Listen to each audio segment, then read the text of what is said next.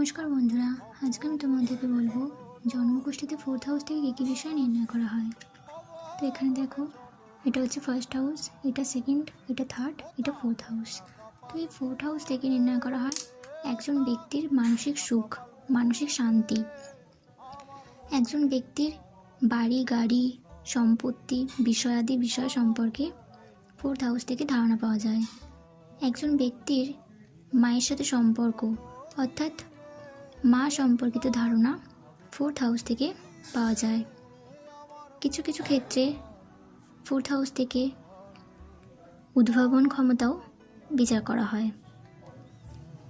তো fourth house হচ্ছে বিশেষ করে মাতৃঘর, এখান থেকে মায়ের সাথে সম্পর্ক, মা সংক্রান্ত ধারণা পাওয়া যায়। ফোর্থ হাউস থেকে বাড়ি গাড়ি সম্পত্তি বিষয়াদি সম্পর্ক ধারণা পাওয়া যায়।